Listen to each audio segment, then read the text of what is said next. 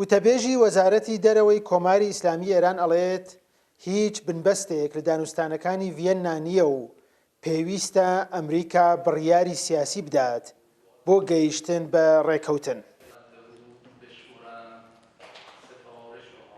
سعید خەتیبزادە وتەبێژی وەزارەتی دەرەوەی ئێران لە پرێس کۆنفرانسی هەفتانەی خۆیدا ڕایگەیاند ئەگەر ئەمریکا و ئوروپا ڕێز لە مافەکانی خەڵکی ئێران بگرن لە ماوەیەکی کەمدا دانوستانەکان ئەگاتە ئەنجامی کۆتایی خۆی.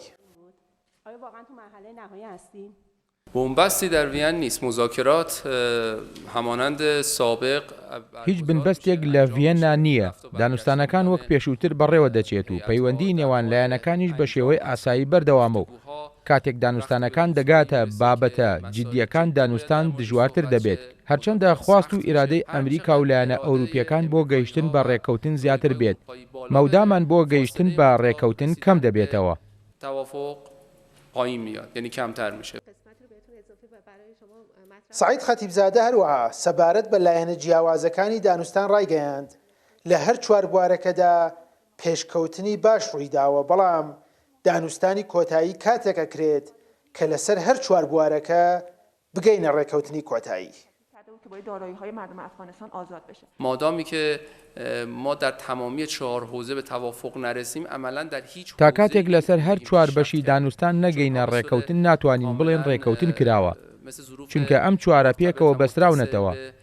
ئەم چوارەش بریتین لە بەشی ئەتۆمی ئێران و پێشکەوتنەکانی، لابردنی گەمارۆکان بە شێوەیە کە ئێران لە کردەوەدا سوودی لێ ببینێت، لەگەڵ هەڵسەنگاندن بۆ جێبەجێکردنی لادانی گەمارۆکان و گەرەنتیکردنی ڕێکەوتن. نادیده گرفته بشه. خطوط قرمز ما هست در حوزه رفع تحریم ها مطابق. وتەبێژی وەزارەتی دەرەوەی ئێران هەروەها سەبارەت بە ڕووداوەکانی ئوکراینیش ڕایگەیاند کۆماری ئیسلامی ئێران خوازیاری چارەسەرکردنی ئاشتیانەی کێشەکانە و ئامادەییشی نیشانداوە ناوبژیوانی نێوان رووسیا و ئوکراین بکات. با سلاح‌های ایرانی انجام میشه. موضع وزارت امور خارجه تلاش میکنیم که هر دو طرف رو دعوت بکنیم به هەوڵ دەدەین داوا لە هەردوو لا بکەین ڕێگەی ئاشتیانە بگرنە بەر. ئامادەی ئەوەشمان هەیە هەوڵ و کۆششی خۆمان بخەینە گەڕوو ڕوانگەی هەردوو لا بە ڕێگەی ئاشتیانە نزیک بکەینەوە. در همین مسیر حل و فصل مسالمت آمیز نزدیک بشه.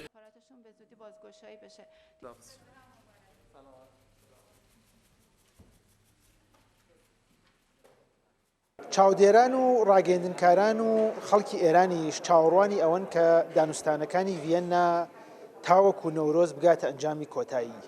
وتەبێژی وەزارەتی دەرەوەی ئێران ئەڵێت ئەگەر ئەمریکاییەکان ئیرادەی پێویستیان بۆ گەیشتن بە ڕێکەوتن هەبێت ئەو ئەنجامە کۆتاییە زۆر زووتر لە نەورۆزیش ئەتوانێت ڕوو بدات.